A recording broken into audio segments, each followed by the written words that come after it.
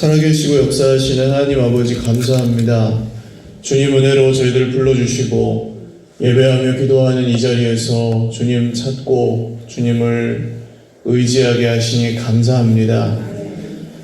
광야 같은 세상에서 오늘도 여러 어려움과 또 아픔 가운데 슬픔 가운데 살아가다가 저희를 다시 주님의 이름을 의지하여 모였습니다.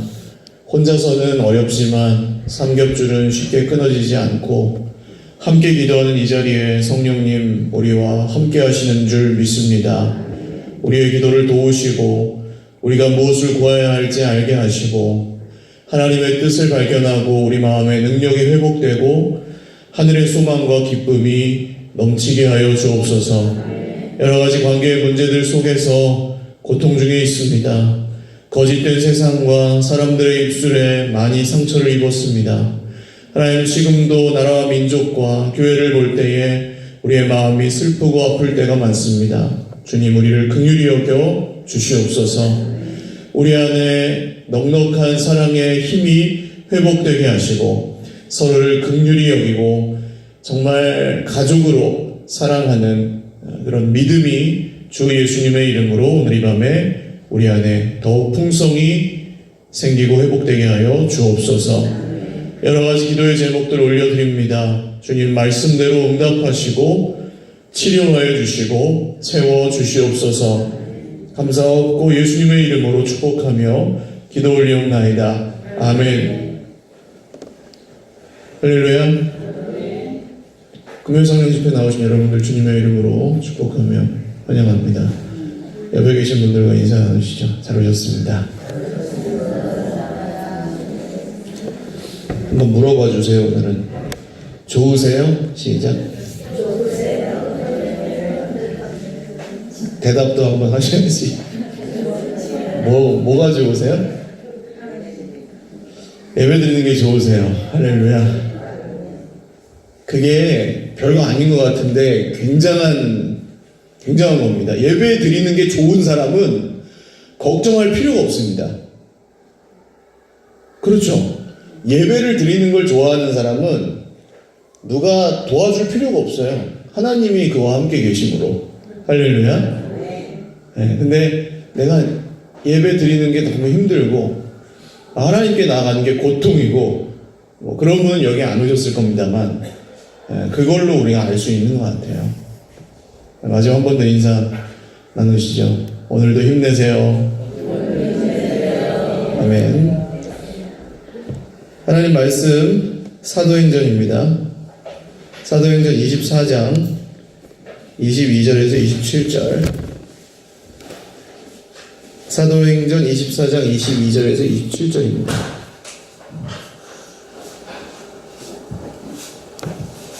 사도행전 24장 22절에서 27절 말씀.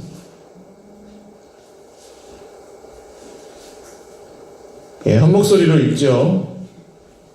22절에서 27절 시작.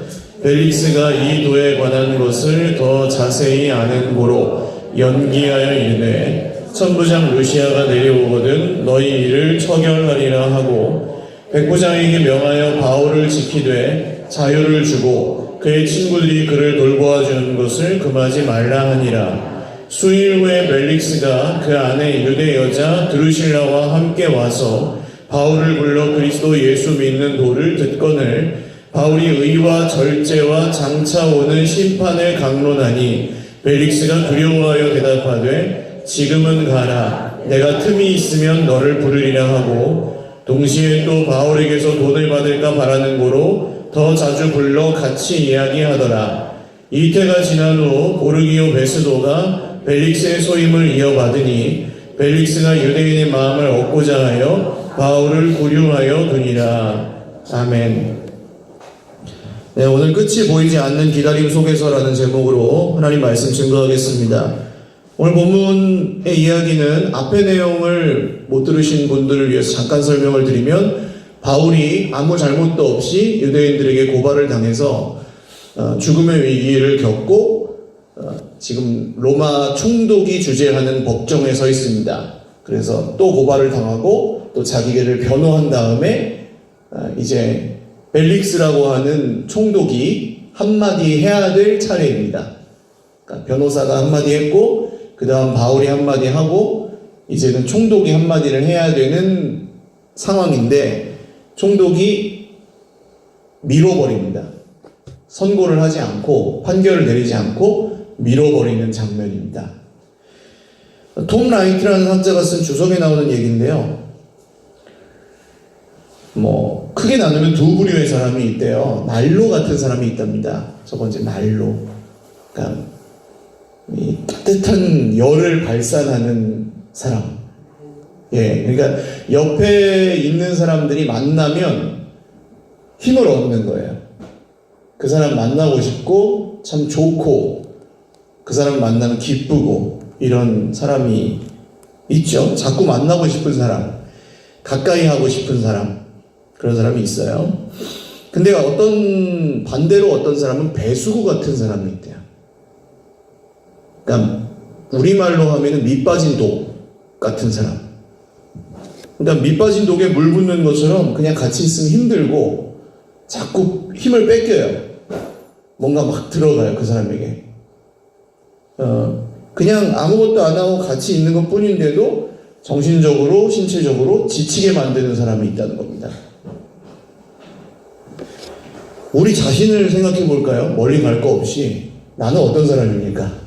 난로 같은 사람인가요? 아니면 배수구 같은 사람인가요? 이럴 때도 있고 저럴 때도 있는 것 같아요. 물론 내가 스스로는 알 수 없는 것 같습니다. 다른 사람이 나를 볼 때 어떻게 보는지가 결정을 하겠죠. 그런데 내가 어떤 사람인지보다 더 중요한 것은 오늘 하나님이 어떤 분이시냐는 겁니다. 우리에게.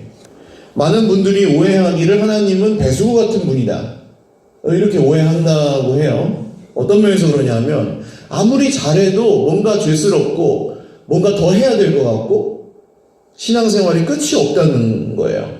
웬만큼 하는 것 같은데도 아직도 모자란 것 같고 늘 그래서 대표 기도하실 때 부족하고 연약하다는 말이 빠지지 않죠. 왜 그래요? 내가 하나님이 원하신 만큼 못한다고 늘 자책하시기 때문에 그게 사실이지만 사실 하나님이 막 우리를 야, 너 더 못해? 하면서 막 채찍질만 하시지는 않거든요. 근데 우리도 모르게 하나님을 그렇게 오해하고 또 우리 인생에 안 좋은 일이 생기면 하나님 날 싫어하는구나 라고 생각하는 이유도 거기서 나오는 거죠. 내가 더 열심히 안 했기 때문에 이렇게 됐다.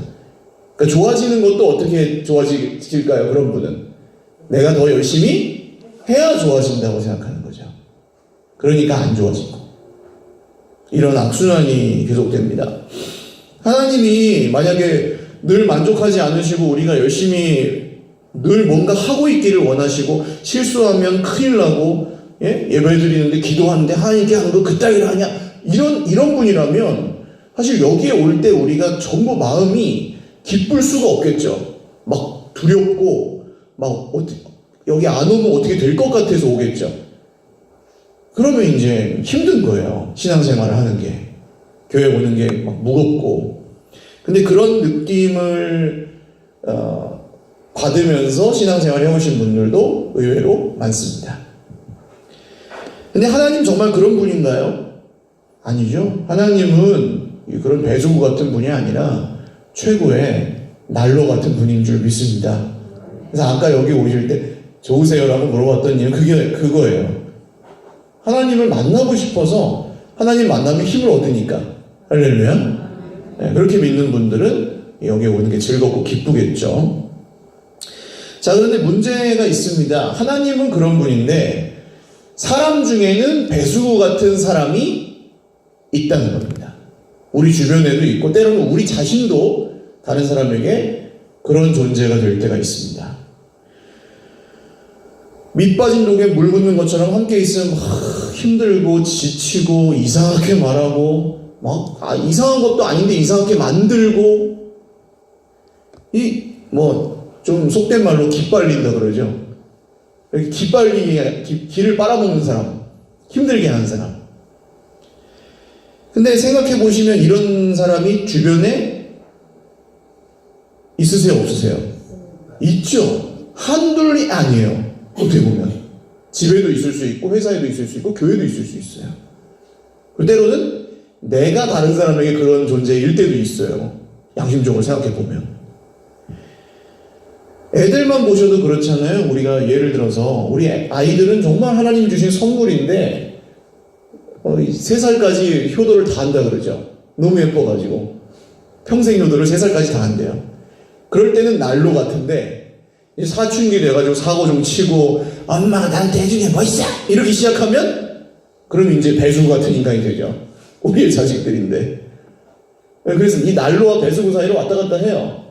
우리 주변의 사람들이. 우리도 마찬가지고. 결국 그러면 그런 세상에서 이거 힘들잖아요. 같이 그런 사람들끼리 살아가다 보니까 힘든데 어떻게 그럼 우리가 살아야 될까요? 그런 얘기를 오늘 좀 하려고 합니다. 오늘 멀리서 찾을 필요가 없어요. 나오는 이 말씀의 총독 벨릭스라는 사람이 배수구 같은 사람입니다. 지금 바울 앞에서 바울의 말을 함께 듣는 여자는 드루실라라는 유대 여자였는데 이 말씀 다음에 나오는 헤롯 아그리파 2세라는 이 유대 왕의 누이입니다. 그러니까 전에 나왔던 헤롯 아그리파 1세의 딸이에요. 그러니까 헤롯 왕가의 여자입니다. 공주. 이 여자는 시집을 갔다가 파혼하고 또 갔다 와서 지금 아마 추측하기로 3번째 결혼인데 누구랑 결혼을 했냐 하면 이 로마 총독 벨릭스라는 남자랑 결혼을 한 거예요. 근데 벨릭스는 총독이기는 하지만 원래 무슨 출신이라고 했습니까? 노예 출신이라고 했죠. 노예로부터 해서 자기의 그 힘으로 총독까지 올라온 대단한 사람이에요. 우리가 보기에는 대단한 사람인데 자, 유대인들의 기준으로 보세요.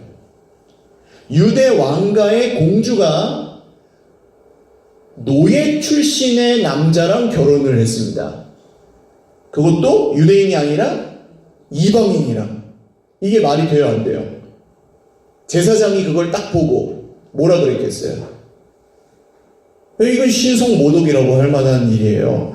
유대 왕가의, 물론 유대 왕가가 그때 핏줄이 유대인의 핏줄이 아니었긴 했지만 이 말도 안 되는, 그 당시로서는, 그 당시 유대인들의 상식으로는 상상할 수 없는 일입니다. 제사장들이나 바리새인들이 이방인을 어떻게 대하는지 아시죠? 로마 사람을. 앞에 와서 아첨은 하지만 속으로는 철저하게 무시합니다. 그러니까 헤롯 왕가의 여인이 벨릭스랑 결혼한다고 했을 때 난리가 아마 났을 거예요.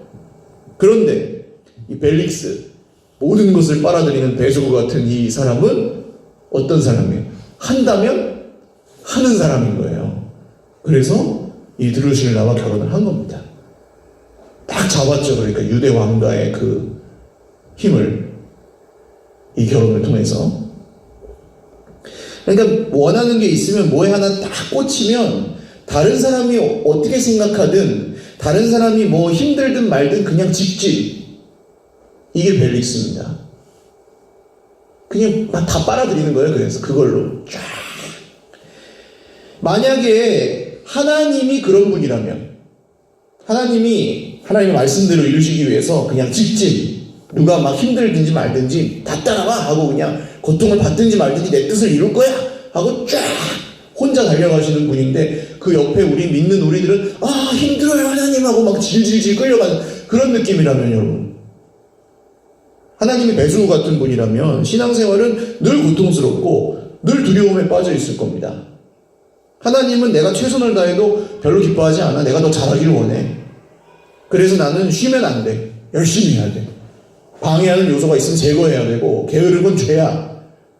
방해하는 인간이 있으면 싸워야 돼. 막 뚫고 가야 돼. 한 10년, 20년 전만 해도 이게 더 바른 생각이었다고 아마 생각하실 거예요. 싸워서 이겨야 된다. 열심히 뚫고 나가야 된다. 하나님 뜻을 위해서. 근데 그러다가 부작용이 생깁니다. 뭐 어떤 부작용이 생겨요? 그렇게 뚫고 나가는 사람이야 뭐 할 수도 있고 안 할 수도 있는데 옆에 있는 사람은 어때요? 그 사람이 그렇게 뚫고 나가는 걸 보면서 옆에 질질 끌려가면서 힘들죠. 고통을 당하죠. 다른 사람을 힘들게 하는 뿐만 아니라 사실은 자기 자신도 힘들어요. 왜 그럴까요? 해도 만족이 없으니까 끝까지 또 해야 되고 또 해야 되고, 그러니까 세웠다가 부셨다 이런 걸 계속해요. 왜요? 만족이 없으니까. 뚫긋뚫긋 나가도 계속, 그래서 스스로를 괴롭히게 되는 겁니다. 자기도 모르게 그러기도 해요. 열심히 하는 건 나쁜 게 아닙니다, 절대. 그런데 이 배수구 같은 열심이 있다는 거예요. 끝이 채워지지 않는 열심. 근데 하나님을 그런 분으로 오해하면, 하나님이 나한테 그런 걸 원하신다, 그렇게 오해하면 자기도 그렇게 사는 거예요. 배수구처럼. 만약에 이런 열심을 품고 있는 분이 계시다면 이런 말을 들으면 거부감이 듭니다. 찬양으로 해볼까요? 너의 하나님 여호와가 어디 계세요? 너의 가운데 계시니 그는 구원을 베푸실 전능자시라. 그가 너로 인하여 기쁨을 이기지 못하시며 너를 잠잠히 뭐 하세요? 사랑하시며 어떻게 하세요? 즐거이 부르며 기뻐하시리라. 할렐루야. 이 말씀을 배수구 같은 사람은 싫어합니다. 거부감이 들어요. 왜 그럴까요? 아니, 하나님이 쟤를 웃기고 있네. 그래도 성경이 아무리 그렇게 하나님이 다 조건 없이 받아준다 그래도 정도가 있고 급이 있지. 쟤는 아니잖아요, 하나님. 그리고 내 모습을 보면서도 나 이번 주에 좀 못 살았다, 이번 주에 좀 이상하게 살았다. 그러면 하나님, 나 아무리 성경이 그렇게 쓰여 있어도 하나님 그렇게 말씀하셨어도 제가 저를 용서를 못합니다 하고 스스로를 단죄합니다. 정죄합니다. 이게 성경보다 내가 판단하는 기준이 더 위에 있어 버리는 거예요. 배수구 같은 인생은. 근데 하나님 참 감사한 것이, 우리가 가정을 갖고 아이를 낳아서 키우면 이런 말씀 이해가 갑니다. 왜 그럴까요? 아기가 이렇게 탁 태어나서 이렇게 탁 있으면 그 존재 자체로 기쁘다. 예? 하나님이 나를 그냥 보시면서 그 자체로 굉장히 기뻐하신다. 이런 게 그냥 경험이 느껴지죠. 아, 하나님이 나를 이런 식으로 기뻐하시는구나 라고 배우는 거예요. 근데 육신의 자녀만 그러느냐? 아닙니다. 영적인 자녀도 똑같은 기쁨을 줍니다. 참 신기하게, 만약 교회 안에서 내가 정말 메마르고 뭔가 기쁨이 없고 그러면 잘 보시면 돼요. 지금 내가 이 예수님의 생명이 흘러가는 곳에 있는가? 그것을 정말 원하는가? 그래서 이 복음을 전하는 사람에게는, 그 생명의 역사가 일어나는 걸 기뻐하고 그런 걸 원하는 사람에게는 반드시 그런 기쁨이 자기에게도 옵니다. 주님이 그 사람을 너무 기뻐하시기 때문에, 주님이 그 사람, 불신자잖아요. 불신자. 그러면 안 좋은 말인데, 믿지도 않는 그 사람을 하나님이 사랑하셔서 나를 그 사람에게 보내셔가지고 예수님을 전하게 하시잖아요. 그 사람 너무 이쁜 거예요, 내가 보기에. 그래서 가서 하는 거잖아요. 사랑을 부어주셔서. 근데 그 사랑을 그 사람에게만 부어주시니 아니에요. 나에게도 부어주신다니까요. 그래서 주님의 생명이 흘러가서 이 생명의 탄생하는 역사 속에 있으면 사람이 이런 말씀을 받아들일 수 있게 됩니다. 존재 자체로 기쁘다. 그냥 옆에 분들 얼굴만 한번 보세요. 얼굴 한번 보세요. 예뻐요, 안 예뻐요? 예쁘게 보이시는 게 그거예요. 나한테 주는 게 없어도 예쁜 거예요. 그냥 있어주기만 해도 예쁘고 내 옆에 있어주는 것만도 고마운 거예요. 할렐루야. 이게 이런 말씀의 뜻이잖아요. 하나님이 나를 그렇게 기뻐하시고 그렇게 예뻐하시는 줄 믿으시기를 바랍니다. 복음을 전하면 우리를 그 존재 자체로 기뻐하신 하나님의 그 무한하신 은혜를 받기 때문에 그 생명의 역사 속에서 믿게 되는 거예요. 조금 더 가보면 복음을 전하실 때 누군가에게 이렇게 하실 거 아니에요. 하나님이 너를 어떻게 얘기해요? 사랑하셔. 아무리 정말 쓰레기 같은 사람이라도 우리가 복음 전할 때는 그 사람에게 뭐라 그래요? 하나님이 너를 무슨 근거로 그렇게 말씀하세요? 저런 사람을 하나님이 사랑하신다고? 근데 무슨 근거로 말씀하시냐고요? 성경에 그렇게 써있잖아요. 할렐루야. 그래서 그렇게 하는 거잖아요. 하나님이 널 사랑하셔. 저 막 길거리에서 정말 말도 안 되는 인생을 살아가고 계시는 분에게도 우리가 말하잖아요. 하나님이 아저씨를 사랑하세요. 이렇게. 무슨 근거로? 그 사람의 겉모습을 보고 하는 게 아니라 성경에 그렇게 쓰여 있으니까 그렇게 말하잖아요. 자, 비교. 내 옆에 있는 형제가 그 사람 내가 잘 모르는데 오늘 처음 만나는데도 하나님이 널 사랑하시라고 말할 수 있잖아요. 우리는. 근데 내 옆에 있는 형제 잘 알아요. 근데 잘 아는 만큼 부족한 점이 보이죠. 그럼 그 사람을 향해 뭐라고 얘기합니까? 좀 부족한 게 많이 보이고 사이가 엄청 틀어졌어요. 그럼 뭐라고 얘기합니까? 쟤는 예수 믿어 안 믿어요? 안 믿어라고 얘기할 때가 있다는 거예요. 오늘 처음 만난 사람에게는 하나님 널 사랑하셔. 근거도 없이 믿음으로 얘기할 수 있는데 내 옆에 있는 사람 그 단점과 이런 게 막 틀어지고 오해가 생기고 원한을 맺고 그러고 나면 저희는 예수 믿는 애도 아니야 라고 말해버리는 게 우리예요. 난로와 메수고 사이 왔다 갔다 하죠. 신기하게.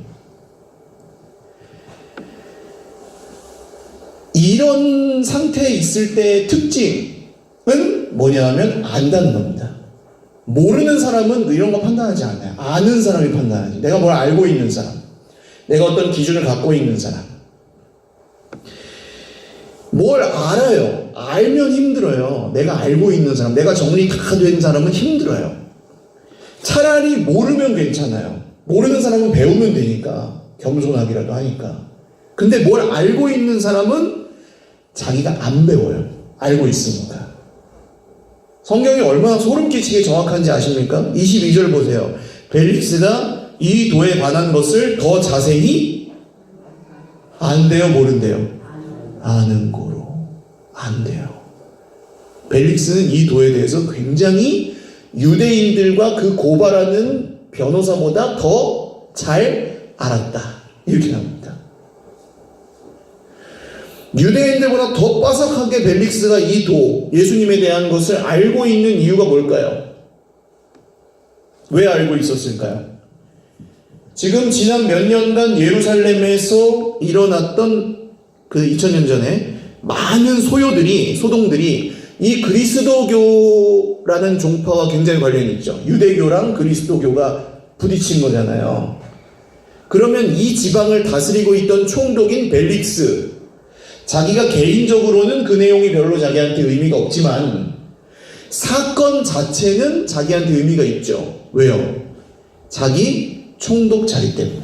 내 밥그릇과 내 총독 자리, 내 손해와 이익과는 지대한 연관이 있는 거예요. 지금 이 상황이. 그래서 이 도에 대해서 벨릭스는 알고 있는 겁니다. 자기가 살고 죽는 것과 상관이 있으니까.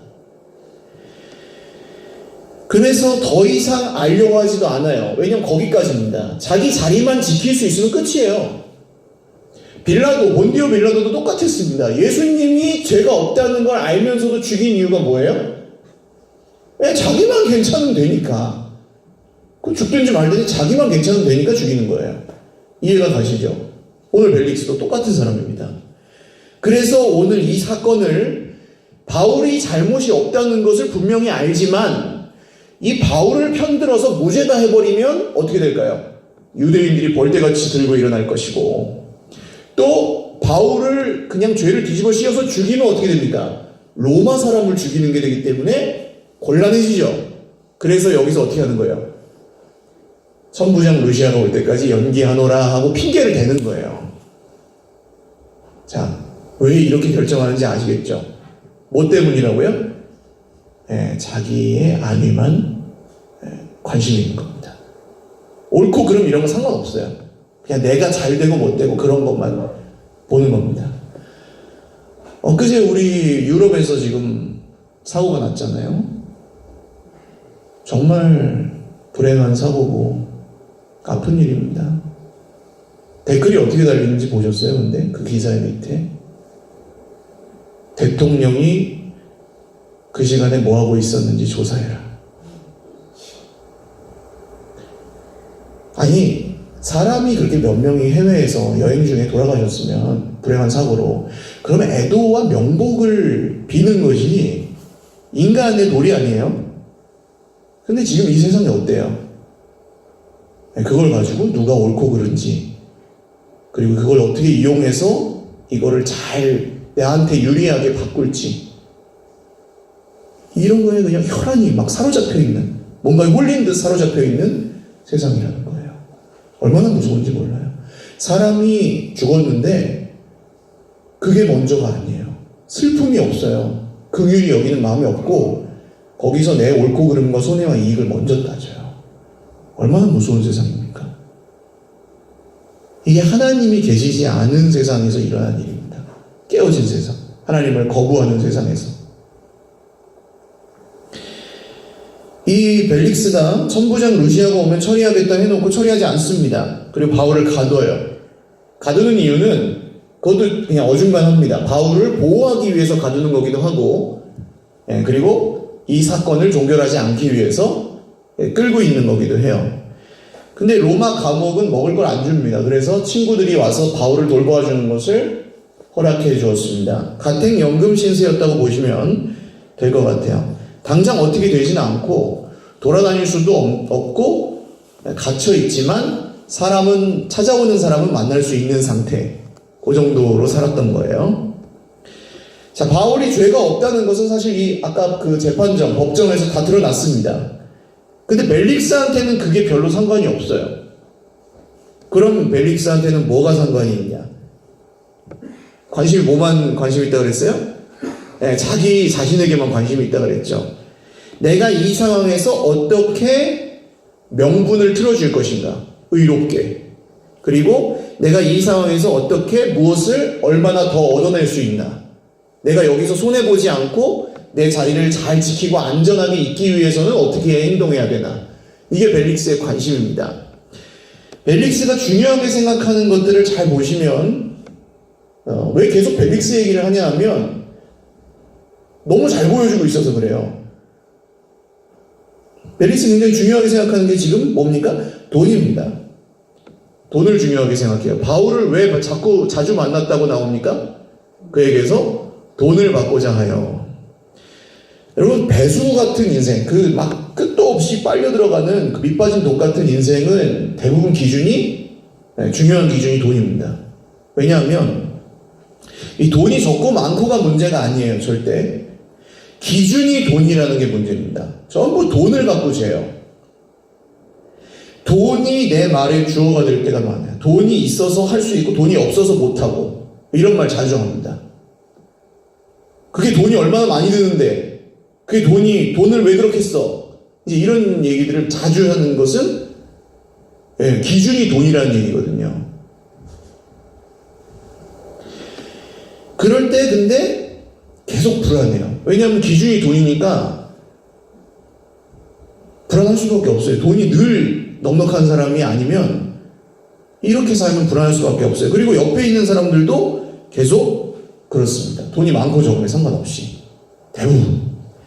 그 다음 벨릭스가 중요하게 생각하는 걸 보세요. 사람의 인정과 칭찬입니다. 사람의 인정과 칭찬. 27절에 보시면 다음 총독이 와요. 베스도라는 사람이. 그런데 벨릭스가 뭘 얻고자 하여? 유대인의 마음을 얻고자 하여 바울을 구류하여 두니라. 바울이 잘못이 없다는 걸 알아요. 그러나 뭘 얻기 위해서요? 유대인의 환심을 얻기 위해서. 그러니까 사람에게 보이는 게 엄청 중요한 거예요. 벨릭스한테는.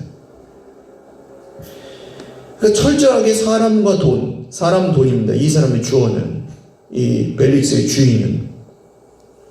그래서 바울을 자주 불러내는데, 바울이 그럼 왜 돈이 있었는가? 설명을 드렸었죠.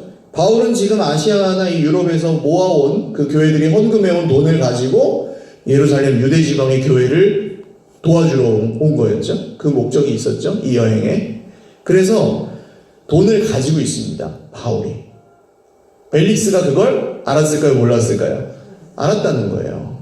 그래서 돈을 받고 싶어요. 바울한테. 자, 근데 총독이 로마 시민인 바울에게 야, 돈을 한 이 정도 주면 내가 무죄 선고를 해줄게. 그러면 돼요, 안 돼요? 합법이에요, 불법이에요? 불법이잖아요. 돈 받고 무죄 해주면은 불법이잖아요. 그래서 그렇게 말을 할 수가 없는 거예요.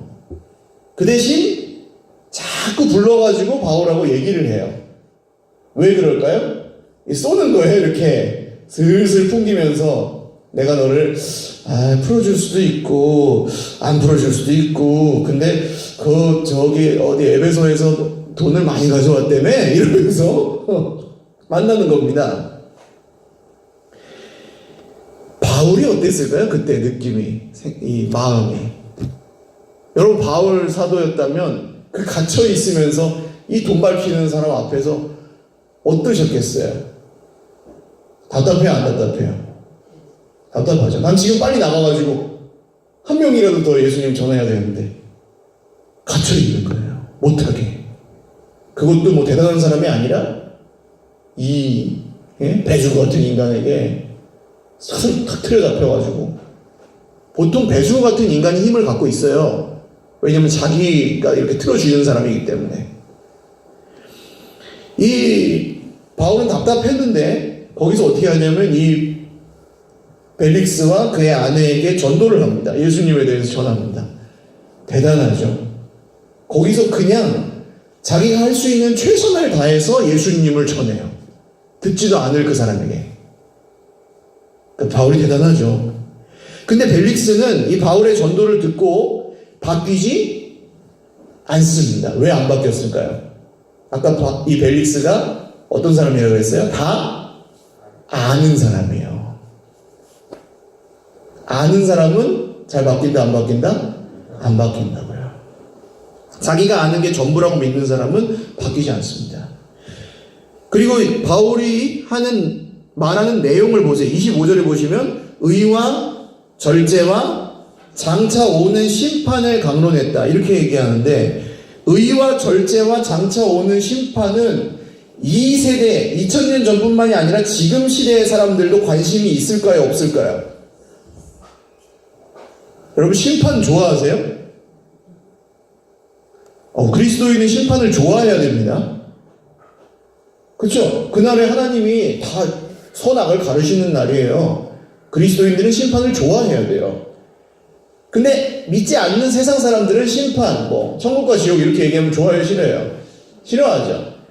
절제, 물론 자기를 위해서는 절제들을 하겠지만 가진 것도 누리지 말고 절제하면서 사십시오. 그러면은 좋아해요, 싫어해요? 싫어하겠죠. 의, 이 시대는 더 그런데 의로운 게 뭐냐? 정의란 무엇인가? 굉장히 중요한 주제인데 지금 세상의 사람들은 저마다 각자의 정의를 갖고 살죠. 그러니까 바울이 지금 말하는 이 주제들은 전부 이 세대의 사람들이 좋아하는 주제가 아니에요. 종말론적인 주제입니다. 그러니까 다음 세상을 보이지 않는 것들을 생각하는 사람들이나 관심이 있는 주제지, 눈에 보이는 게 전부라고 생각하는 사람은 의와 절제와 장차 오는 심판에 관심이 전혀 없어요. 그래서 이런 얘기를 하면은 반드시 나오는 이렇게 모아지는 주제가 뭐냐 하면 지금 눈에 보이는 게 전부가 아니다라는 얘기입니다. 그렇게 믿으세요, 여러분? 그런 분들이 여기 오는 거죠. 눈에 보이는 게 전부가 아니라고 믿는 분들. 눈에 보이는 게 전부인 사람은 여기 와서 자존심 상해서 안 와요. 네, 복잡하거든요, 속이. 물론 지금 여기 성공하고 실패하고 손해보고 이익 보는 것이 중요하지 않은 건 아닙니다. 중요하죠. 그렇지만 그게 전부는 아니라는 것. 그러니까 벨릭스, 당신은 배수구처럼 지금 그렇게 살지 마시고 난로처럼 사십시오. 바울이 이런 얘기를 했겠죠. 예수님을 전하면서. 근데 벨릭스가 그 얘기를 듣고 어떻게 반응했는지 보세요. 25절. 벨릭스가 어떻게 합니까? 두려워하여 대답하되. 이게 왜 그랬을까요? 아니 지금 이 상황에서 가장 큰 권력을 갖고 지금 모든 것을 좌지우지할 수 있는 사람이 벨릭스예요. 뭐 좀 무리하면 바로 죽일 수도 있어요. 그 정도 권력을 갖고 있는 이 벨릭스가 왜 바울이 했던 그 얘기를 듣고 두려워했을까요? 자, 눈에 보이는 것이 전부인 사람, 자기가 알지 못하는 것을 두려워합니다. 다시요. 눈에 보이는 게 전부라고 생각하는 사람은 자기가 모르는 것을 두려워합니다. 자기가 이해하지 못하는 것을 두려워해요. 자기 손 안에 들어오지 않는 걸 굉장히 싫어합니다. 그러니까 전부 자기가 다 쥐고 있어야 마음이 편해요. 그래서 이런 사람은 다 알아야 마음이 놓이고 다 틀어지고 있어야지 마음이 평안해요. 그래서 그만큼 열심도 있어요. 이 벨릭스라는 사람은 아주 대단한 노력가였을 가능성이 커요. 노예에서 총독이 됐으니까. 그 정도였으니까. 근데 바울을 보니까 어때요? 이 벨릭스 입장에서 바울을 보니까 어땠을까요? 벨릭스가 바울을 볼 때, 아, 참 훌륭한 사람이다. 그렇게 보였을까요? 어떻게 느꼈을까요? 이 인간은 뭐지 도대체? 내가 이 세상에서 이런 인간을 본 적이 없는데, 아니 그냥 이 상황에서 무슨 예수야? 저렇게 억울하게 막 심판당하고 있는데 법정에서 막 저 말도 안 되는 얘기하는 유대인들한테 저렇게 잡히고 있는데, 그냥 지가 가진 돈이 있으면 나한테 그냥 좀 찔러주고 나가가지고 자유롭게 살면 될 것을 왜 저 앉아가지고 무슨 예수 얘기를 하고 의와 절제와 심판에 대한 얘기를 나한테 왜 하냐고 지금. 그래서 바울을 이상하게 봤다는 거예요, 벨릭스는. 근데 그 마음이 두려움이었다는 겁니다. 이런 인간을 본 적이 없으니까. 성경이 말하죠. 이런 사람은 세상이 능히 감당하지 못하느니라. 이 최고의 권력을 갖고 있는 그 총독이 바울을 감당하지 못하고 두려워합니다. 이상하게 보면서. 얘는 도대체 왜 이러냐? 무슨 종자냐? 그러면서.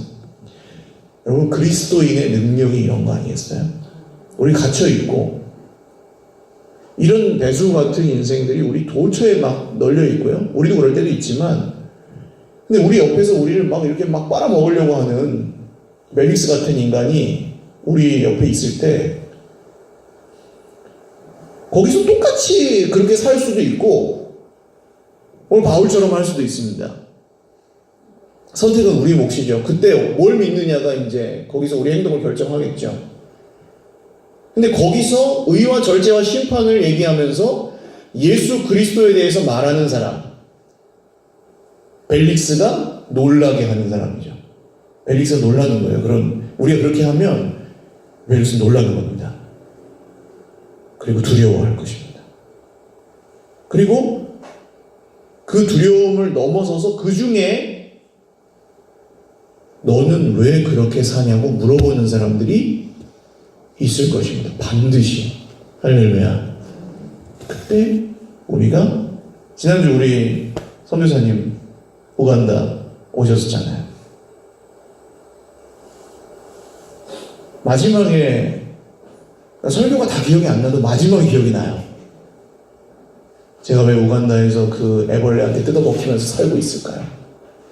저는 그 나라, 하나님의 나라를 믿기 때문입니다.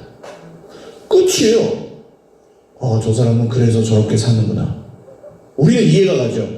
세상 사람들은요. 미쳤구나. 이게 다른 겁니다. 우리가 하나님 나라를 믿기 때문입니다. 그래서 이 절망스럽고 갇혀있고 언제 끝날지 모르는 구금 생활에서 바울이 이렇게 했던 것처럼 우리 이렇게 삽니다 라고 할 때 그게 우리의 능력이라는 거죠. 할렐루야. 그 우간다 선교사님 얘기를 결론하려고 하는데, 우간다에서 이 한국에 어디 후원해 주시는 교회에 잘 아는 사람도 아니고 그냥 소식지 만들어주는 사람이 집사님이 계신데요. 근데 그분하고 어떻게 연락이 돼가지고 한국에 들어와 있는 동안 사모님 애도 낳아야 되고 애들 둘이고 이제 셋째가 나오는 거니까 그래서 차가 필요하잖아요. 근데 어떻게 얘기를 하다가 이분이 자기 차를 쓰라고 빌려줬대요. 그래서 지난주에 자기가 태어나가지고 지금까지 타본 차 중에 최고 좋은 차 타고 왔다고 그러면서 별로 좋은 차가 아니었는데 그냥 SUV 이런 차 타고 왔더라고요. 근데 신기한 게 뭔지 아세요? 그 집사님한테는 그 옆집 사람이 갑자기 음주운전에 걸린 거예요. 그래가지고 그 사람이 자기 음주운전 걸렸다고 이 집사님한테 자기 차를 쓰라고 줬대요. 6개월 동안. 근데 더 웃긴 건 뭔지 아세요? 이 우간다 선교사님도 우간다에 있는 차를 거기 있는 다른 선교사님 쓰라고 6개월 누가 빌려달라 그래가지고 6개월 동안 또 빌려주고 왔대. 이야, 이게 어떻게 그래요? 이런 일 보셨어요? 옆집 음주운전했다고 자기 차 빌려주는 사람 보셨어요? 자기 차 빌려주는 사람은 보셨어요? 나 한국에 갔다 올 테니까 아프리카에 있는 차 네가 써? 이런 사람 보셨어요? 그렇게 할 수 있는 이유가 뭡니까?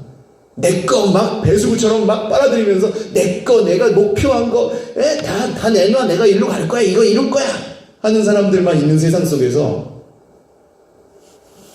난로처럼 사는 사람들의 이야기, 이게 우리가 가는 길이잖아요. 할렐루야.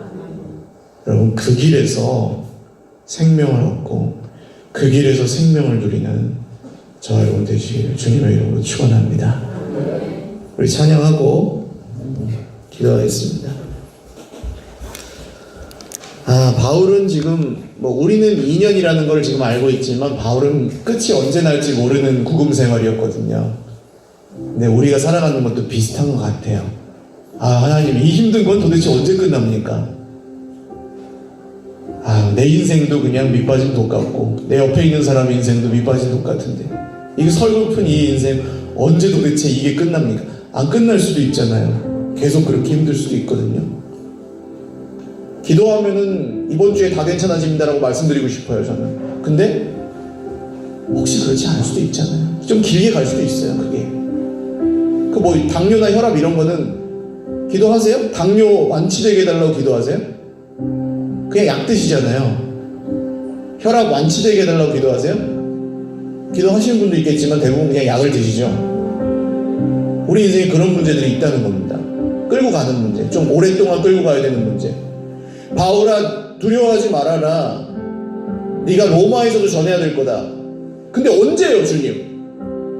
이게 바울의 질문이었겠죠. 갇혀 있으면서. 그때 우리가 들어야 되는 음성인 것 같습니다. 찬양하겠습니다.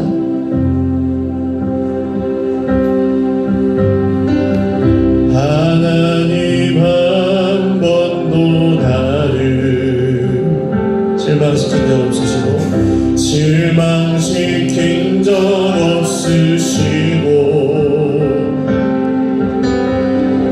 언제나 공평과 은혜로 나를 지키셨네. 오신실하신 주, 오신실하신 주,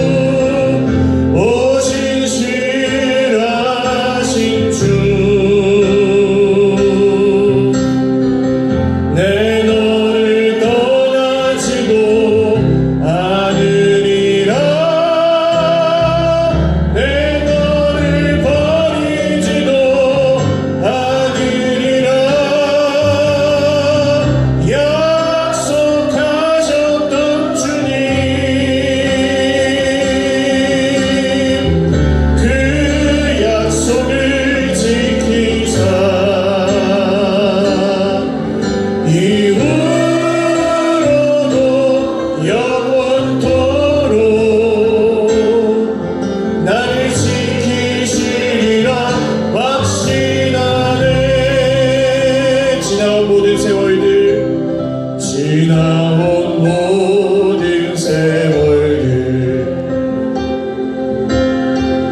돌아보아도 그 어느 것 하나 그 어느 것 하나 주의 손길 안 미친 것 전혀 없네. 오 신실하신 주님, 오 신실하신 주, 오 신실하신 주, 내 너를 떠나지도 내 너를 떠나지도 않으리라. 내 너를 버리지도 않으리라. 약속하셨던 주님, 그 약속을 지키사 이후로도 영원토록 나를 지키시리라 확신하네. 기도하겠습니다. 아마 오늘 벨릭스처럼 돈을 위해 사는 분은 여기 안 계실 거예요. 사람의 칭찬과 인정이 우리에게 필요하긴 하지만 그것만 위해서 사시는 분도 아마 없을 겁니다. 근데 중요한 것은 우리가 오늘 하나님을 어떤 분으로 믿고 있냐는 겁니다.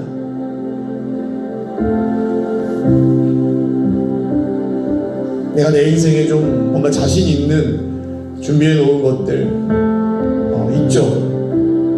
내가 남보다 좀 잘하는 것도 있을 거고 그냥 뭐 큰 문제 없이 갖춰 놓으신 분들도 있으실 거고. 근데 불현듯 몰려오지 않습니까? 문제, 고통, 불안, 염려, 걱정. 내 옆에 있는 사람에게 얘기 못하지만 밤잠을 못 이루게 하는 그런 갑자기 그냥 엄습하는 두려움, 이런 게 우리에게 옵니다. 언제까지 이러고 살아야 되나? 과연 내가 언제까지 살까? 나의 마지막은 어떨까? 이런 생각들 하면서 남겨놓은 내 자식들은 어떡하나? 별의별 걱정을 다 하면서 우리가 삽니다. 꼭 오늘 갇혀있는 바울처럼 끝을 알 수 없는, 하나님이 하신다는 건 알겠는데 언제까지 버텨야 되나, 이런 생각들 우리 합니다. 그때 우리가 믿어야 될 분 누구십니까? 말씀하신 대로 이루시는 하나님이십니다. 절대로 실수하지 않으시고 절대로 우리를 버리거나 포기하지 않으시는 주님입니다. 내가 못해서, 내가 부족해서, 내가 더 잘해야죠, 그런 얘기 할 필요 없어요. 하나님 다 하세요. 정말로 믿으면 됩니다. 그냥 하나님 다 받아주셨다는데 자기가 하나님께 안 가요. 그러실 필요 없어요. 하나님 받아주셨다니까요. 정말 성경을 믿어요. 성경을. 주님, 제가 오늘 끝이 보이지 않는 고통의 터널에서 주님의 말씀을 믿고 신실한 하나님을 믿기를 원합니다. 말씀대로 이루시는 주님, 실수하지 않으신 주님, 나를 절대로 포기하지 않으시는 주님을 믿고 일어나 당당히 담대히 나아가기를 원합니다. 주여 나와 함께하여 주시옵소서. 그곳에서 예수님의 생명을 선포하며 살게 하여 주시옵소서. 우리 주님 찾고 기도하겠습니다. 주여, 주여, 주여. 살아계신 주님, 벨릭스와 같은, 베스도와 같은 자기를 위해 살고 자기 인생으로 모든 것을 집중하고 자기를 위해 모든 자기의 환경과 옆에 있는 사람들을 조작하는 배수구 같은 인생들 틈에서 우리도 그렇게 될 때가 많습니다. 주님, 내가 어떻게 하면 의롭게 명분을 쥐고 있을까? 어떻게 하면 내가 잘못한 게 아닐까? 어떻게 하면 내가 더 가질 수 있을까? 어떻게 하면 내가 덜 힘들까? 그것만 몰두하며 살아가는 이 세상 속에서 하나님이 하나님이심을 믿고 지금 힘들고 어렵지만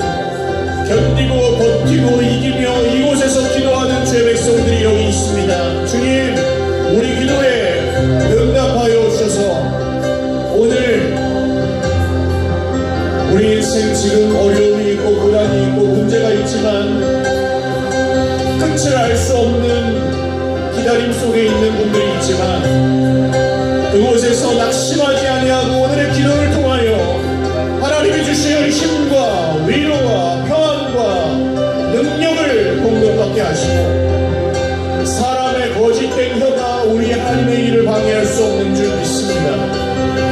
우리의 눈에 보이는 형편이 하나님의 영광을 가릴 수 없는 줄로 믿습니다.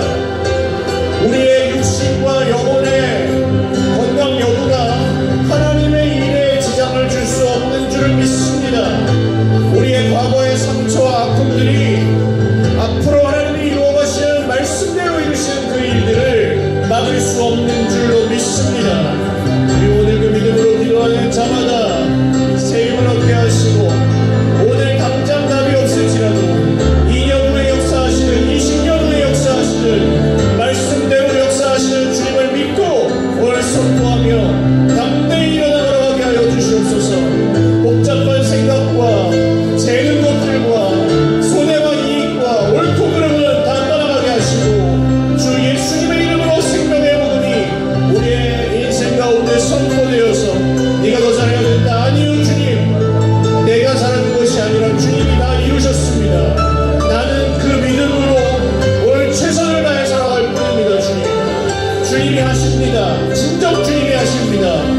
내가 염려하지 않아도 내가 불안해하지 않아도 주님이 하시는 것을 믿사오니 주여 끝날까지 나와 함께 하시는 줄 믿사오니 주여 우리 인생의 새 힘이 되시고 비난처가 되시고 피할 길을 내시고 정말 광야의 길을 내시며 사망의 새 강물을 내시는 주의 은혜와 역사로 우리에게 함께하여 주시옵소서.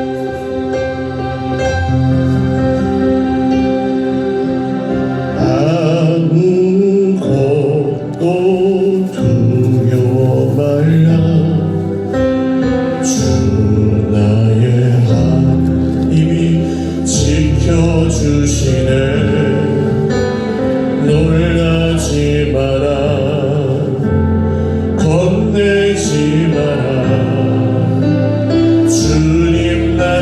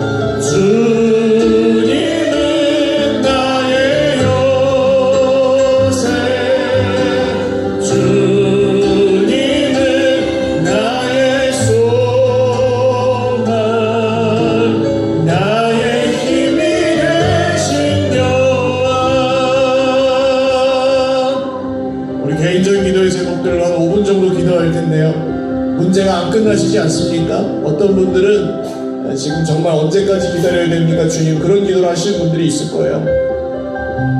그 기도 하십시오. 바울 선생님은 아마 그런 기도를 했을 겁니다. 주님, 나 언제까지 갇혀 있어야 돼요? 말씀하셨잖아요, 로마로 가야 된다고. 근데 나 여기서 저 돈 바라는 벨릭스 앞에서 언제까지 저 사람만 바라보고 복음 전하고 있어야 됩니까? 이렇게 갇혀서. 근데 거기서 바울은 내가 얼마나 대단한 인간인데 하나님 이렇게 날 가둬두십니까? 그러지 않아요. 하나님 손해보시는 거예요? 제가 이렇게 갇혀있으면. 그러지 않아요. 믿어요. 그래서 의와 절제와 임박한 심판에 대해 전했습니다. 감옥에 있을 때나 밖에 있을 때나 별 차이가 없었어요. 그래서 바울의 모든 서신들을 다 봐도 그렇습니다. 주님, 오늘 우리 인생에도 걱정이 있고 어려움이 있고 우리가 날개를 펴지 못하는 것처럼 감옥에 갇혀있는 것처럼 느껴질 때도 있습니다. 우리를 긍휼히 여겨주셔서 정말 이 가운데에서도 예수 생명을 붙들고 예수님의 이름을 부르며 외치며 일어나게 하여 주옵소서. 주님의 능력을 힘입어 나아가게 하여 주시옵소서. 우리 개인적인 기도의 제목들로 한 5분 정도 기도하겠습니다. 주님 한번 부르고 기도하겠습니다. 주여, 하나님 아버지, 오늘 이곳에는 육신의 질병으로 고통하며 마음의 병으로 신음하며 헤어진 관계의 문제 속에서 고통하고 신음하고 돈이 없어서 힘이 드는 우리의 형제 자매들이 있습니다. 하나님의 자녀들이 있습니다. 우리에게 능력이 없고 우리에게 지혜가 부족하고 그런데 이 상황에서 도대체 어떻게 해야 될지, 무엇을 따라야 할지 알지 못할 때도 너무 많이 있어서 고통스럽습니다. 주님, 그러나 이 모든 고통과 슬픔과 아픔들을 주님의 손에 올려드리며 기도하는 주의 백성들 머리 위에 덮주사. 하나님, 오늘 갇혀있는 그곳에서 떨치고 일어나 주 예수님의 이름을 선포하게 하여 주시옵소서. 한 명이 있든지 만 명이 있든지 상관이 없게 하여 주시옵소서. 하나님, 내가 하나님 앞에서 주의 생명으로 사는 사람이 맞다면, 정말 내가 그리스도인인 것이 맞다면 오늘 말씀대로 이루시는 주님을 믿고 흔들리지 않게 하여 주시옵소서. 하나님, 저는 은혜를 끼칠 수가 없는 인간입니다. 하나님, 저에게서 나올 것이 없습니다.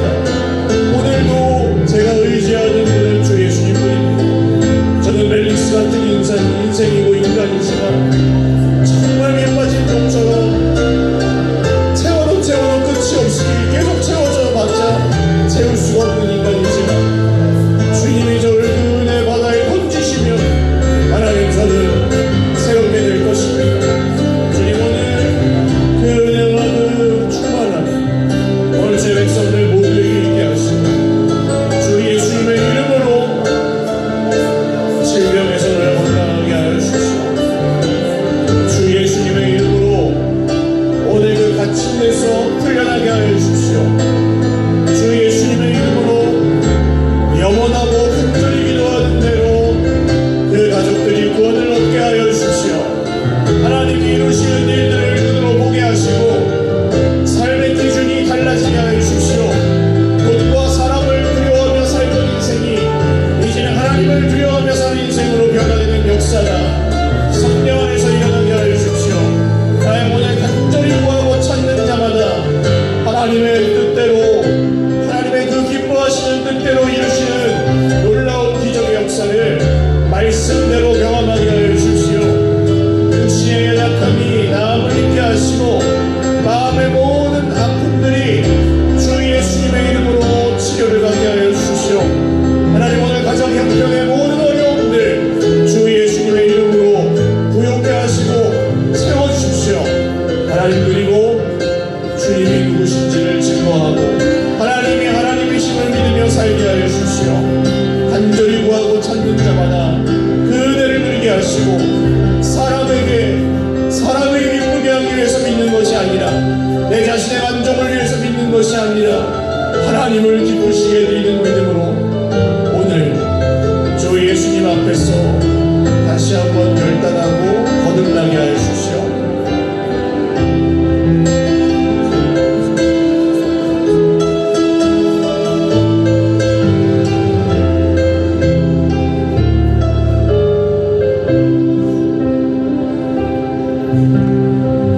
허무한 시절 지날 때 깊은 한숨 내쉴 때 그런 풍경 보시며 다시 가는 분 있네. 보아 같이 너희를 버려두지 않으리. 내가 너희와 영원히 함께하리라. 성령이 오셨네. 성령이 오셨네. 성령이 오셨네. 내 주에 보내신 성령이 오셨네. 우리 인생 가운데 친히 찾아오셔서 그 나라 꿈꾸게 하시네. 억눌린 자 갇힌 자, 억눌린 자 갇힌 자, 자유함이 없는 자, 피난처가 되시는 성령님 계시네. 주의 영이 계신 곳에 참 자유가 있다네. 진리의 영이신 성령이 오셨네. 성령이 오셨네. 성령이 오셨네. 내 주에 보내신 성령이 오셨네. 우리 인생 가운데 친히 찾아오셔서 그 나라 꿈꾸게 하시네. 성령이 오셨네. 아멘. 성령이 오셨네. 성령이 오셨네. 내 주에 보내신 성령이 오셨네. 우리 인생 가운데 친히 찾아오셔서 그 나라 꿈꾸게 하시네.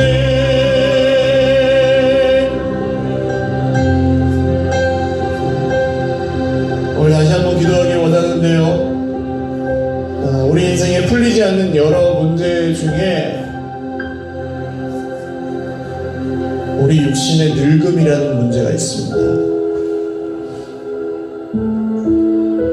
지금도 우리 부모님들 중에 병원에 오랫동안 입원해 계시는 분들이 계시고요. 우리 홍서관 집사님, 이상순 권사님, 벌써 교회 예배에 나오시 못하신 지도 참 오래됐습니다. 그리고 한 7, 8년 전과 지금 비교해 볼 때 그때는 이 자리에 계셨는데 지금 계시지 않은 권사님들도 계시고요. 우리는 한 해 한 해 아무도 여기서 한 명도 예외 없이 다 그 세월의 무게를 이길 수가 없습니다. 그냥 그런 거죠. 근데 문제는 그걸 보고 있으면 우리가 때로는 비참해지고 그걸 붙들고 살면 약해진다는 겁니다. 물론 약해지는 것도 죄는 아니에요. 바울이 갇혀있을 때 결코 혼자 견디지 않았습니다. 그의 친구들이, 그의 동역자들이 바울과 함께 있었고 또 계속해서 성령의 인도하심 가운데 교제했을 거예요. 우리가 한 해 한 해 나이 들어가면서 비참해지지 않는 유일한 길은 저는 그거 같아요. 성령 안에서 늘 함께 꿈꾸고 함께 나누는 것입니다. 오늘 먼저 기도할 때 우리 어른들, 아버지, 어머니들 위해서 한번 기도하겠습니다. 정말 하나님 영육간의 강건함을 주시고 지금 편찮으신 몸과 마음이 나음을 입게 하시고 더 연세가 드실수록 그리스도 안에서 더욱 아름다워지고 성경이 말하는 대로 아비들은 꿈을 꾸는 그런 우리의 앞선 세대들, 우리 모든 집사님들, 장로님, 권사님들 되게 하여 주시옵소서. 우리 어르신들 위해서, 아버님, 어머님 세대 위해서 한번 같이 기도하겠습니다. 하나님 아버지, 오늘도 육신의 질병 가운데, 육신의 겉사람의 낡아짐 가운데 슬픔과 외로움과 괴로움과 어려움으로 눈물을 흘리는 우리의 부모님들을 위해서 기도합니다. 하나님, 우리는 주 예수님 안에서 비참하지 않습니다. 우리의 육신이 지금보다 더 약해진다 할지라도, 우리의 마음이 지금보다 더 약해진다 할지라도 주 예수님 안에서 우리는 비참하지 않을 것입니다. 사랑하는 오늘 우리 모든 장로님, 권사님, 집사님들 한 분 한 분이 주님의 이름으로 감격케 하시고 주님의 이름으로 더욱 아름다워지게 하시고 아비들은 꿈을 꾸리며 주의 영이 임하면 아비들은 꿈을 꾸리며 영원히 꿈꾸는 소년처럼 성령 안에서 함께 꿈을 꾸며 함께 주님이 주신 꿈을 붙들고 기도하며 이 자리에서 주님의 일들을 보게 하여 주십시오. 우리의 모든 앞선 세대를 축복하며 특별히 병원에 계시는 우리 권사님, 집사님들 주님 붙들어 주십시오. 주님 긍휼히 여겨주십시오. 그 모든 시간 속에서, 그 모든 구병생활 중에서 하나님의 아버지이시고 주 예수님이 구주이심을 더욱 의지하고 바라보며 이기게 하여 주십시오. 우리 한 번 더 기도하겠습니다. 이제는 우리 그 앞선 세대의 조금 뒤를 따라가는 젊은 세대라 그럴까요? 이제 막 결혼하고 또 자녀를 키우고 세상에서 또 아등바등 살아가고 있는 우리 한 3, 40대 조금 더 하면 한 50대 정도까지 여전히 아등바등 참 밑빠진 독에 물 붓는 느낌으로 살아가고 계시는 우리의 젊은 세대들이 있습니다. 참 쉽지 않습니다. 많이 가지고 계신 분들도 어려울 거고 불안한 시대입니다. 주님, 그러나 우리가 주님이 주신 그 은혜, 주님의 말씀에 붙들린 교회 잘 계승하여 주며 우리 자녀들에게 잘 물려주며 힘을 내어서 살게 하여 주시옵소서. 우리 앞선 세대를 따라가는 우리 이제 참 비교적 젊은 세대, 우리 3, 40대, 50대, 우리 교회의 허리라고 할 수 있는 우리 그 다음 세대를 위해서 정말 이 세상의 그 무게감, 힘든 것들에 너무 막 붙들려 살지 않고 믿음으로 또 꿈꾸는 세대가 될 수 있도록 해주시라고 한 번 더 기도하겠습니다. 하나님 아버지, 오늘 참으로 어려운 시대 가운데 많은 아픔을 지니고 있는 우리의 그 다음 세대를 위해서 기도합니다. 경제적으로도 많이 어렵고 참 자녀를 어떻게 키워야 될지 알 수 없는 세상이고 여러 가지 불안한 것들이 있고 피곤한 중에 있습니다. 세상에서도 치이고 사실 끼인 세대처럼 갈 곳을, 마음 둘 곳을 알지 못하는 형제자매들도 많이 있습니다. 가정마다 또 어려움이 있고 부부관계나 자녀 부부 관계에서 또 아픔이 있는 집들도 있습니다.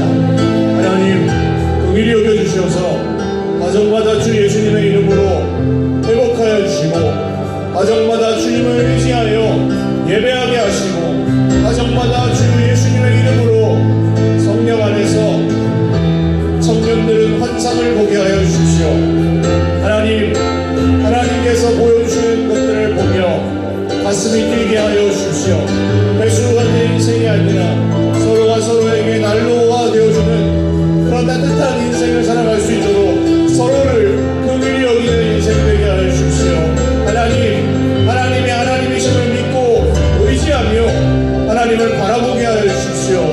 주님, 우리가 우리 속에서 답을 찾으려 하지 않고 주 예수님의 이름을 부르게 하여 주십시오.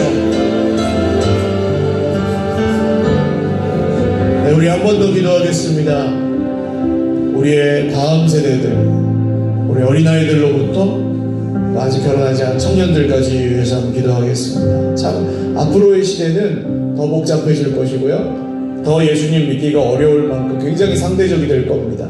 그 설명이 안 되면 어떻게 보면 믿지 않는 시대이기도 하고, 그래서 더 영적인 것을 갈급해하지만 무언가 그 진리를 전해주는 목소리는 더 희박해지는 그런 시대가 될 것 같은데, 하나님, 우리의 어린아이들로부터 시작해서 청년들까지